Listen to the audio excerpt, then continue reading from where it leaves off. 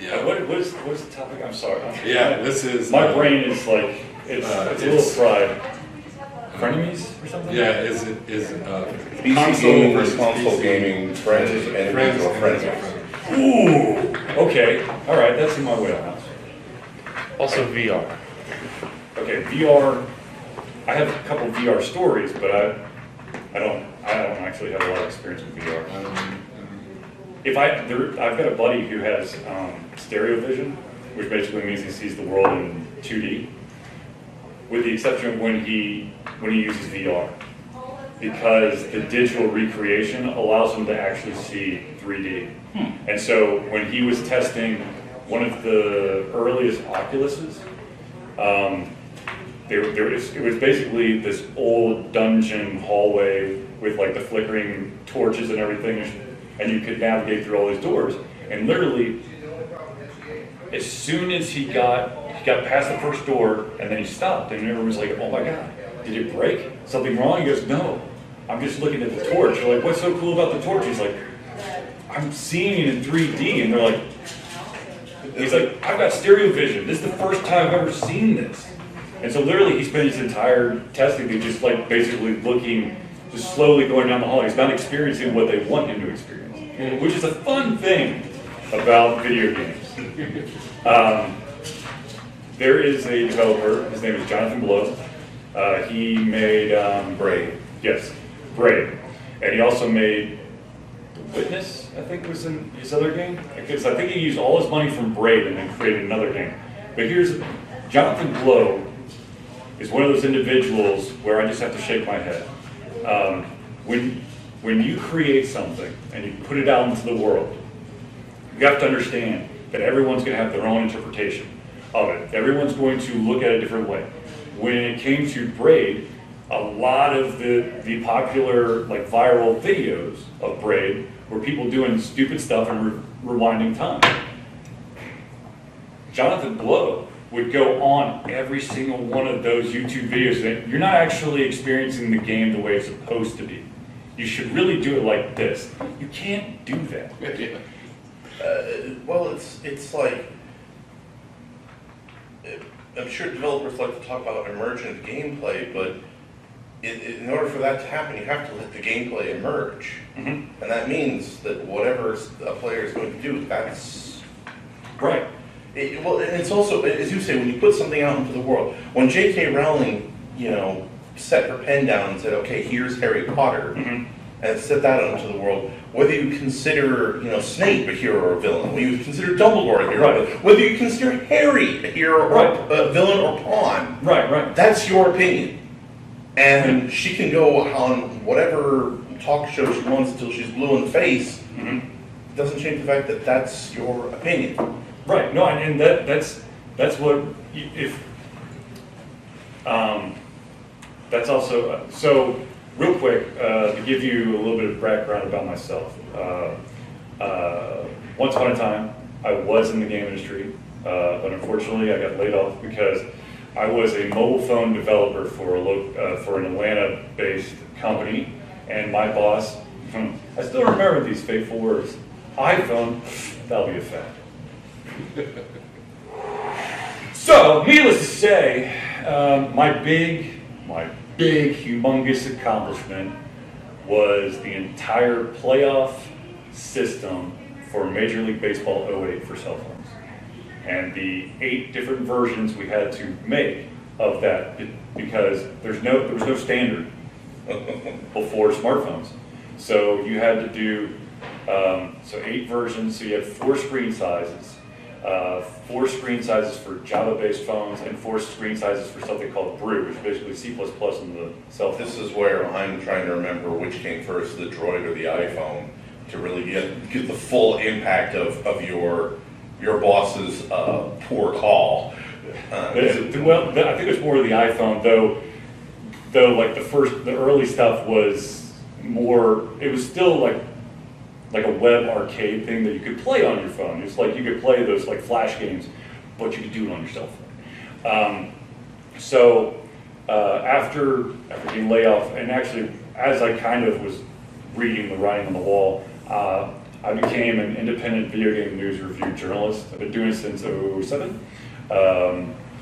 So I like to tell developers I went to the dark side. I'm no longer developing. I could be your worst nightmare because I'm reviewing your game. They could be your worst nightmare because video game journalists, the reason I saluted you is because it's very much where the people you have to tell the truth about are also the ones deciding whether or not you get advanced copies of their games. Oh yeah, that there too. is no end of trouble in that regard. Which I think that's kind of, one of the things is that like I said, I try to focus on indie developers. And so they're a little bit more forgiving about that. If I was trying to do AAA titles, that's a whole other ball. Jim Sterling has been blacklisted from, he considers it a badge of honor, but that means he can't do a pre-release review of any of those games. I got blackballed for an entire year. Okay, let me emphasize, I am a very small fish in a humongous pond. I got blackballed for a year by EA Sports for saying the following. This is how they make Madden every single year. They have a wall-sized corkboard, and on that corkboard is all the features in the football game. Then they have 2 darts. They have what's called the enhancement dart, and they have the broken dart. Dart's fine, it's just called broken, that's the name of it. They throw the dart on the board. Quarterback mechanics. Okay, let's make sure we polish that up. Broken dart. Punter accuracy. Ooh, screw some stuff up. Brand new game. Ta-da, $60. And they apparently took great offense to that. I was like, okay. It's not like I'm never going to get a copy of, I don't want Madden. Just give me a freaking roster update. EA Online in general is absolutely horrifying, especially if you have your annual releases, because they only keep online functionality for the past 2 years. So the current version of like Madden and last year's version of Madden still have online play, but the year before that it's already been turned off. And once the next Madden comes out, the 22 will turn off immediately. Then you have, I think it's Ubisoft. With Unreal Tournament. They just turned off Unreal Tournament 04. That's 18 years. They had it online. Totally different. Okay, so was it video games or console versus PC console? Okay. Okay. So all right. So I would say it's definitely a frenemy type of thing. I think that I think consoles have come a long, long way. I think I will not say what I don't think there's a better of the two. I don't think like console's the best and PC Master Race. I don't have any of the latest consoles, but I don't consider them lesser. I just find myself not. That's not my thing. I would love to try, Breath of the Wild, but I don't have a Switch, and I'm not plunking down $300 and then the game for one game. Yeah. Right. Especially when my gaming rig when I got it was $1,700. I am not made of money. This is a major multi-year saving process. That's right. With a PC game, you can use your computer for other things. With the PS4 that I have, that's the only console I have. I use it to watch TV. I use it to watch Netflix. But it's got that functionality as well as being able to game on it. And I'm glad you said that about Madden. I was wondering if I could still use my Madden 19. I guess not. Well, I mean, you could play it as single player, just there's no online functionality. Oh, funny fact though, the latest version of Madden, if you were playing the online franchise mode, I think it was like December 28th to December 29th for like a 12-hour window. If you were actually active during that time, your save file is corrupt and you've lost everything because some bug was introduced for that like 12-hour window. And they're individuals who've probably already put like seasons into that, and so they lost everything. Well, I have a PC, but I just find AAA, the AAA, EA, the Blizzards, they're not providing value for money anymore, so. Okay, Blizzard doesn't exist. Activision basically just shows off their skin from time to time, but they literally have whittled everything away from Blizzard. It's hard to tell how much of that was Blizzard wanted to get away with more and used Activision as a shield, or Activision deciding Blizzard should try to get away with more, and they're both corporations, quite frankly, who cares? Well, The truth is, the Blizzard we knew is gone. Yeah, no, I liked the Blizzard where they basically like, okay, here's where we're gonna release the game. However, we want to make sure it's good before we release it. Now it's kind of like, let's hope that it works. The Blizzard of yore canceled the game because they were like, this just isn't working. Yeah. This is not going to be up to our standards. There was a reason why if Blizzard released a game, the correct response was to buy it. Yeah. Because it was those days are gone. Yo, absolutely, yeah. No, I think, so when it comes to the benefit for consoles over PCs, that you know that if you're buying a game for that console, it's gonna work. Whereas if you buy it for the PC, there's a chance that you're gonna get, certain games do better with certain graphics cards, or NVIDIA versus AMD, Yeah. and or you think there were games. I remember the original Crisis, where not even the top video card for like 3 years after its release could play it to full capacity because it was just so over it the top. was built to melt your machine. Yeah. Like the only way, I mean, you have to, to do like some parallel computing or some shit like that, and to like throw off some processor power just to get even close to making it look. Our survival evolved. I had a previous machine would every so often just freeze up and die, or it seemed to be loading. If it had to load one particular thing that I never quite nailed down, it would just freeze up and hang near the whole computer, and then it was another 45 minutes to get the game running again. So I had, I have not done this to this extreme sense, but I basically had like a Frankenstein machine. Like I bought a bunch of components, built it in, and literally when I powered it on, I knew that after 5 minutes the computer was going to freeze, and I would have to hit not the power button but the reset button. And once I hit the reset button and it loaded back up, I was good to go, as long as it didn't power off. If it powered off, I had to, once again, wait for it to go, wait 5 minutes for it to freeze, hit that reset button. No idea why, but that's, yeah. But, A problem you generally shouldn't have on a console. no, yeah. I mean, the only exception was the Ring of Death for the 360. Which for the longest time, I'm like, oh man, I'm immune, I got this, and all of a sudden, I'm like, no! But, so, I think one of the things that could make consoles and PCs friends is really controlled by the console, the platform owners, the Microsofts, the Sonys, the Nintendos, and that is cross-platform play.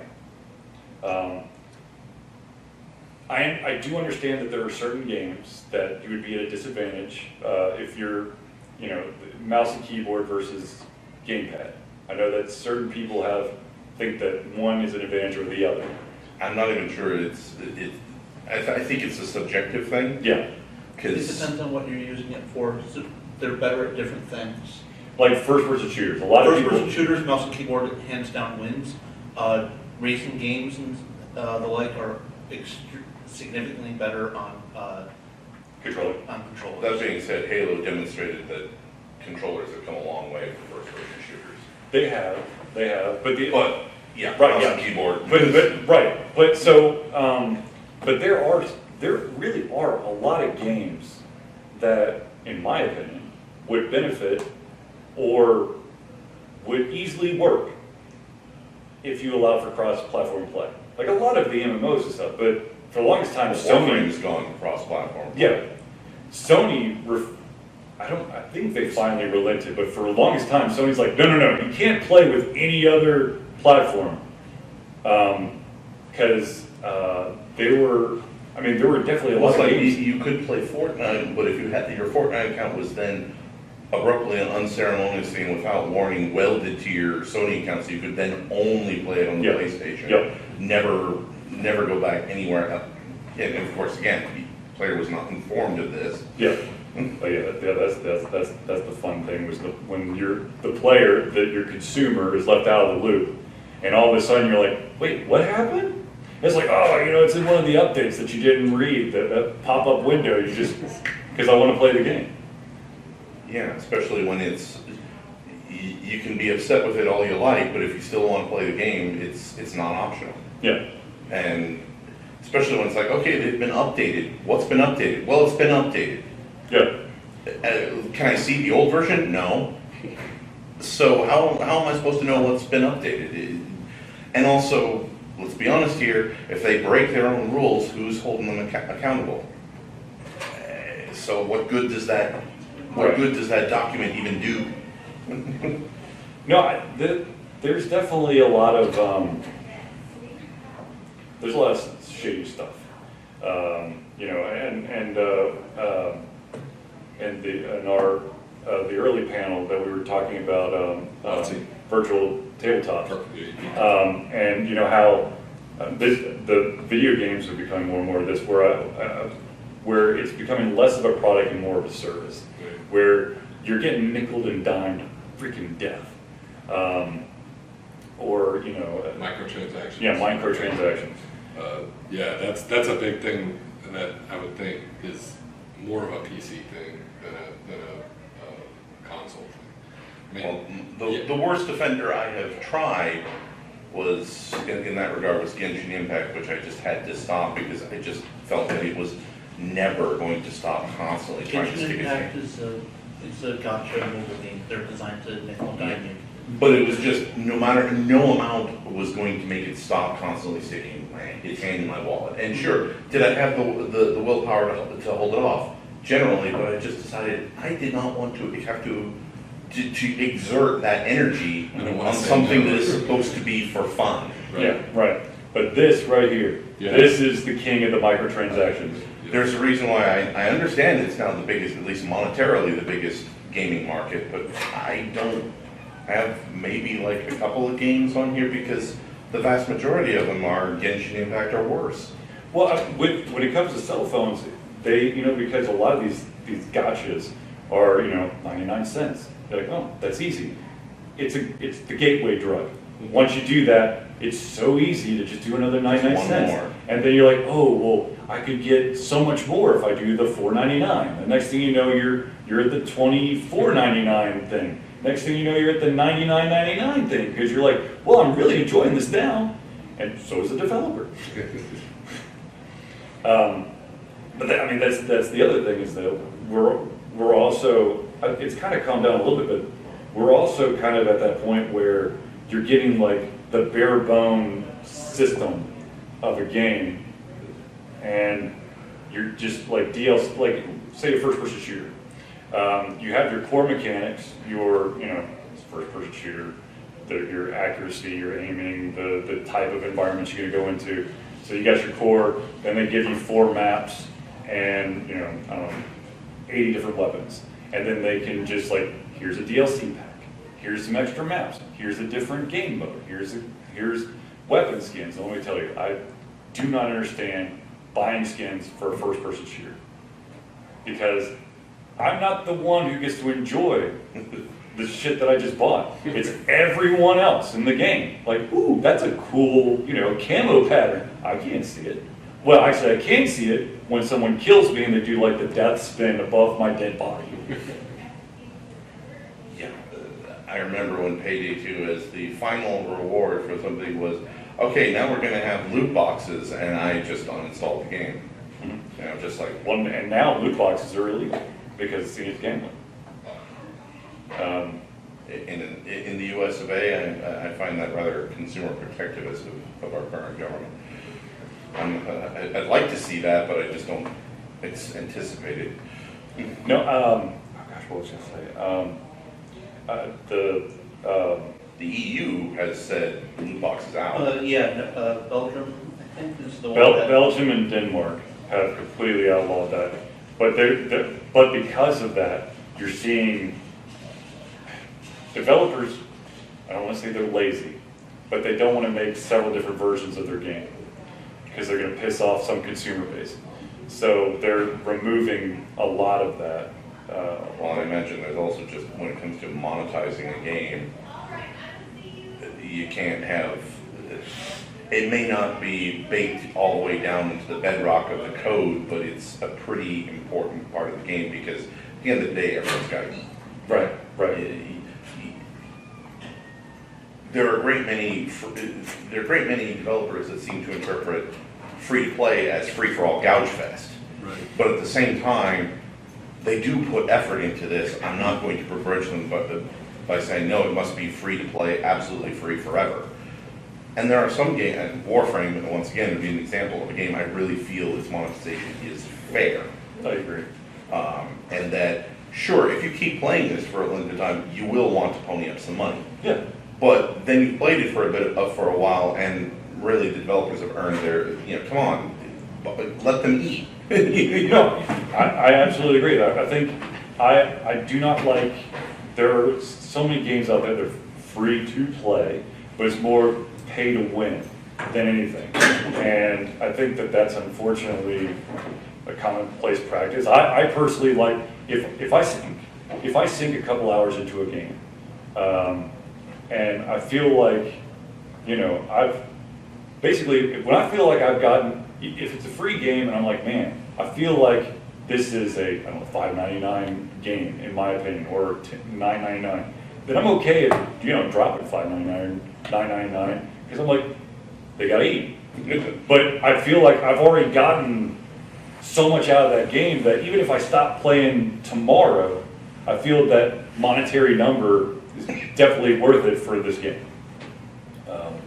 I did that with the card game, oh my gosh, I just blanked out. Legend of Runeterra, which is the Riot Games, the guys who do League of Legends. They've got a card game.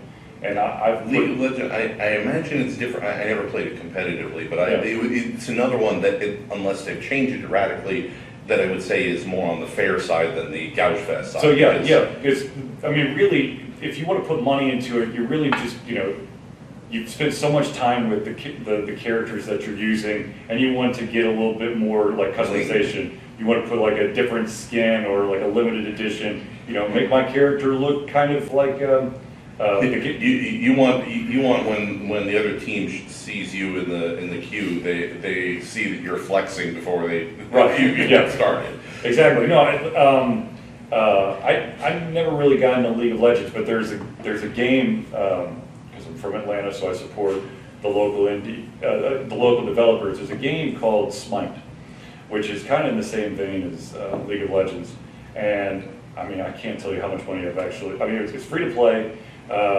You get to choose what the characters are gods and like mythical. I am familiar with okay, Smite. so I mean the only one. I've dropped so much money to get like the skins so that when I play as I don't know Hades, I look like like a jack-o'-lantern head instead of just the Grim Reaper looking guy or something like that. I'm totally okay with that because I'm getting my money's worth, and this is kind of just like an added bonus to kind of set myself apart from everyone else. Yes, of course, certain skins, everyone and their mother has to, the shiny new thing. Everyone's going to do it. But, I'm totally okay. I hate games that are immediately like, oh, you played for 2 minutes. Add. If you buy now, you can get 30,000 gems, but we haven't explained gems to you yet, so you don't know what they're for. But if you're already on the pressure, rather than like games like League of Legends or Warframe that are like, store will be there when you're ready. Yeah, exactly. And corollary is that's silently giving the flex of we know you'll be there eventually. We can wait. Whereas the others are like, now, you know, pony up some money before you realize that's all there is to this game, is Yep. pony up money. Yep. What's your feeling about ESO and WoW and those kind of games that do the same thing basically, but it's not ESOs. Those are both games I stopped playing them because I wasn't seeing a reward that I advocate for Guild Wars 2, it's free to play, and you only have to buy the expansions one time. Right. I mean, well, with Unless the company decides to terminate your account for no apparent reason, and then decide, like, So- they decided I was, on day 2 when I signed up for that I was a real money trader despite not having traded. Oh, no, anyone. there's economy things, there are real money traders, and if you happen to accidentally buy an item that was handled by a real money trader, you get flagged and they can ban you. But You I have to traded appeal. with no one. Did you buy something off the marketplace? Nope. I literally spent a couple hours the first day. I hadn't really gotten through the tutorial yet. I'm going to guess that someone reported a username that's almost exactly like yours with one small change, and they named you instead of that person. But it was very much like, when I was like, what the fuck? They immediately kicked back, well, we've investigated and this is final. They did eventually actually investigate, but there was very much okay, you're now asking me to resume putting in time and presumably money. Exactly how am I supposed to trust you at this point? I just couldn't, you know. And that's, I think, comes back to your comment of service versus product, is that they want you to give them all the money and then have the ability to just revoke their end of the bargain Well, I mean, without consequence. Technically, you can thank Bill Gates for this, but technically, you've, since the beginning of Microsoft Windows, you're not actually purchasing the product, you're purchasing a license to utilize that product, and they can revoke that license if they deem it necessary. So I remember when like MMO, like subscription services, MMOs were like the thing. I played a little bit of WoW, I played a little bit of Final Fantasy 11. Got really confused because I couldn't figure out what to do in Final Fantasy 11 because I played WoW first, where everyone who's got a quest for you has a fun indicator. Final Fantasy 11 does not, so I got lost in that. And then I played early ESO, and kept getting really pissed because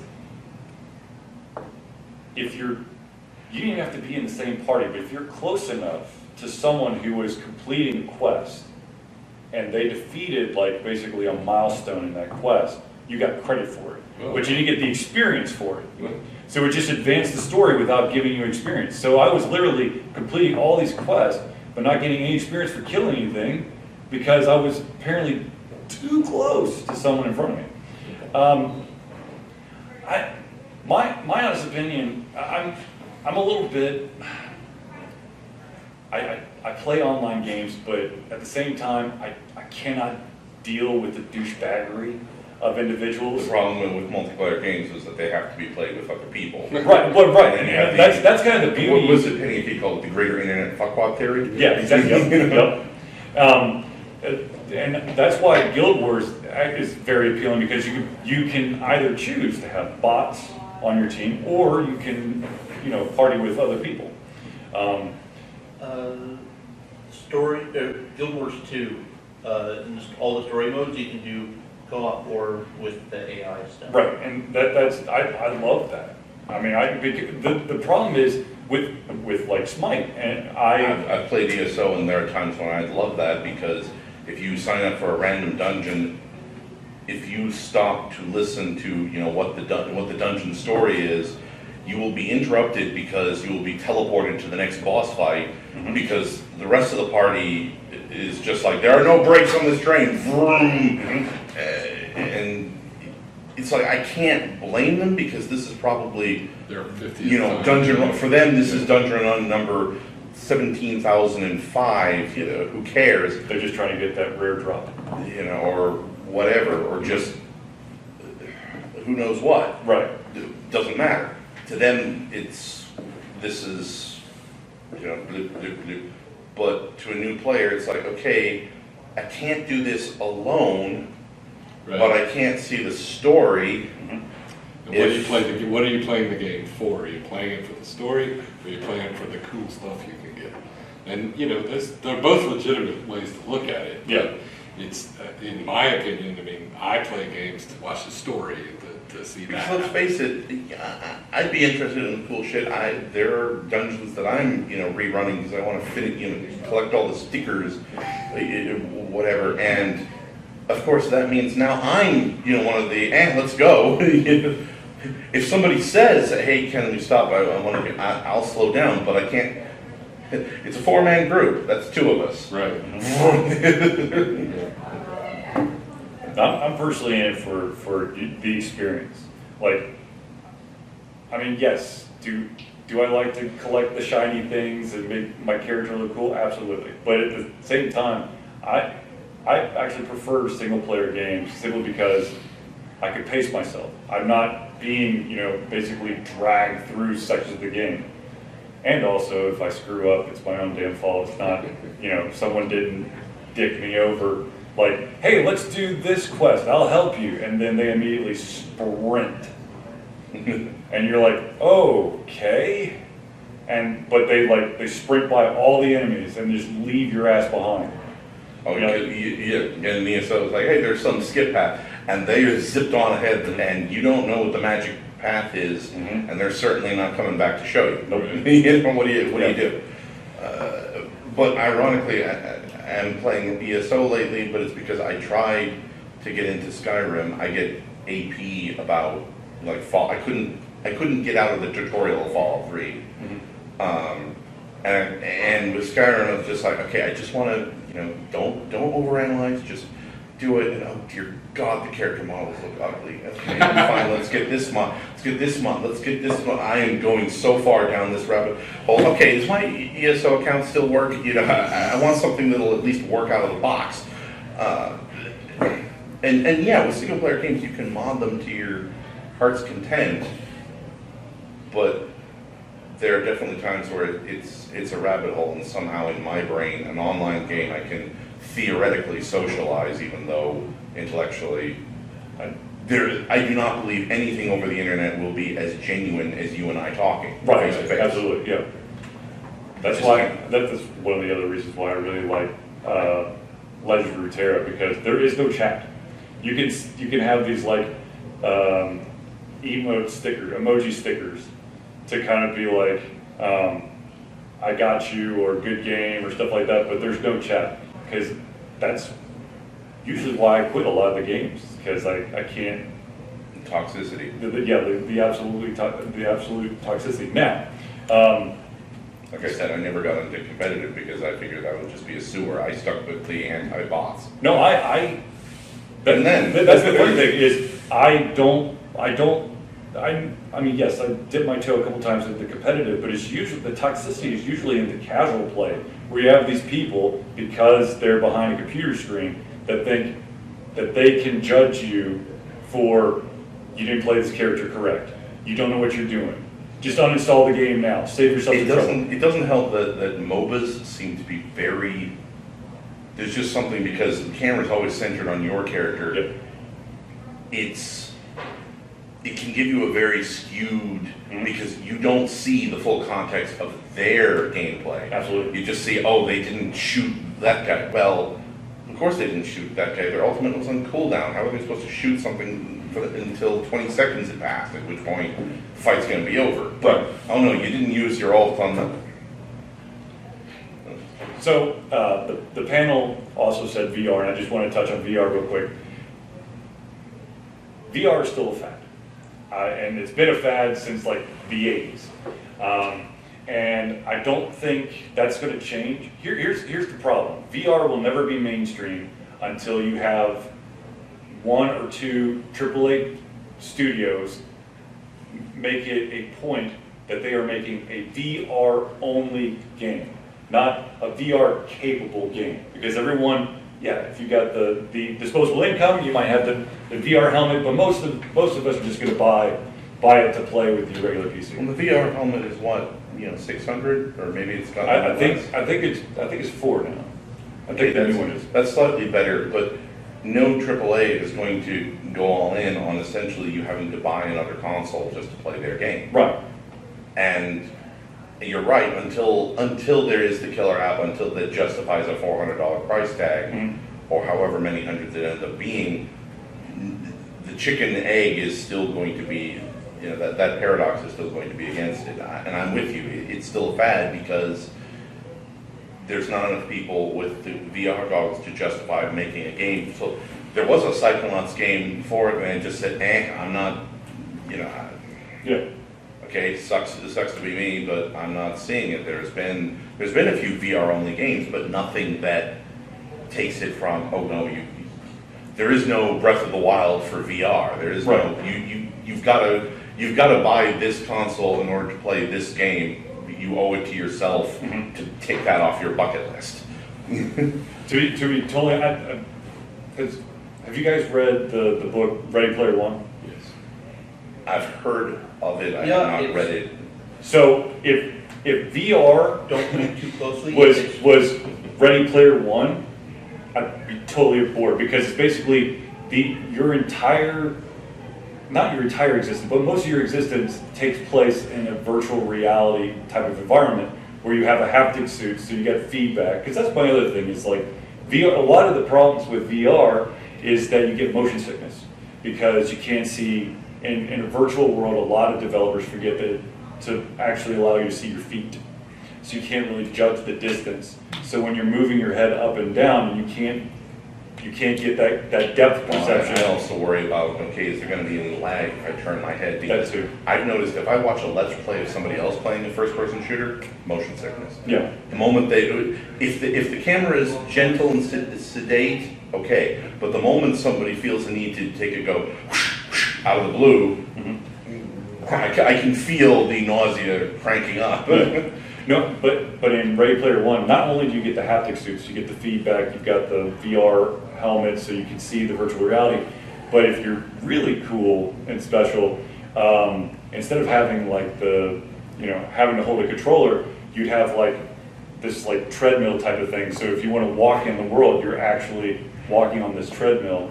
So you're I've got the seen physical with like activity. octagonal treadmills, so any way you walk, Yeah, exactly. You turn and then it turns with you. but that's even more. Oh god, the amount of money that would be required would be astronomical, which once again, it would have to be a standard.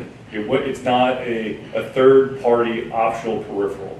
That's, A number of these, in a virtual world thing, it has some magic ability to paralyze your body, which to me is even more terrifying. It's like, okay, you're now saying that this is a thing that think about all the number of times where something digital has gone wonky and then realize you don't want that anywhere near you. right. So yeah, questions, thoughts? Because I know we're kind of coming up on the end, right? 5 minutes. 5 minutes, yeah. Questions, opinions, thoughts? I guess you could say frenemies minimum, if not friends, if only because it's a false division. It's coming closer and closer though. I mean, it's because I said that you can't do microtransactions on console, but that's actually not true. Right. You can now. I just realized, Right. my bank account is hooked up to the PS4, so I can definitely do the microtransactions through that. I think the other thing that kind of makes it, we're moving a little bit from frenemies more closer to friends is the fact that developers and publishers can, unless it's one hell of a sweet deal, they can't really do exclusives. They can't just, now there's, if it's a big title. Unfortunately, now you're seeing exclusives on the PC with the Epic Store, but I mean, I think the more common practice that you're seeing more and more is timed exclusives, where Sony's contract says that, the new Bloody Kill Sport 47 will be exclusive on the PlayStation for 4 months, and then it's on every other thing. And I think that because of that, because the the drop in exclusivity, you know, you're getting releases on all these platforms. And I think that as a result, there's a better chance of that cross-platform playability, which then takes it closer from frenemies to friends. Because even if you've got a Switch and your friends have an Xbox, the chances of you being able to play the same games, Right. if not the same way, Right. are ever increasing. Right. Exactly. Probably a better example, like the PS2, is with the Switch, you've got the Nintendo that, for obvious reasons, are always going to be exclusive, because then why else would you buy a Nintendo console? Well, I mean, the thing is, Nintendo is like the last console owner that truly still has a strong first-party development system, where Sony has bought a bunch of developers, but they're not truly Sony. They're just under that Sony umbrella, and they can't afford to make them exclusively Sony. Mainly because a lot of those that they bought already had deals tied to other platforms, and they don't want to screw with that. Or they just shut it down one day. Or certainly don't want to spend all that money and then hamper the revenue stream. Exactly, yeah. You know, but yeah, for a while Microsoft had Halo, but that seems to be less, certainly not the killer Halo app. hasn't been good since Halo 1. Well, once Bungie really, when Bungie kind of, because they were like, we don't want to do Halo anymore. Then of course they Destiny. Well, it demonstrated that maybe they should have. Yeah. But, you know, there's pluses and minuses. Whatever. But yeah, my old roommate once put it as, the only reason to buy a Nintendo console is because you're a Nintendo fanboy. That being said, there are plenty of reasons to be a Nintendo fanboy. Absolutely. Absolutely. Well, I mean, I don't know when Nintendo will ever figure this out, but Nintendo still has not mastered online play. No.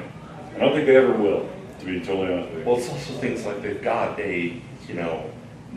all the NES games, all of the, and yet they always dribble them out piecemeal. Get over yourself. Mm-hmm. Nobody cares about the kiddos growing up on the Switch aren't going to care about the retro gaming. I remember when the NES was cool. I don't care about those games anymore. I'm finding them packed in boxes. I'm like, okay, I think I just need to sell these, because when am I ever going to use them?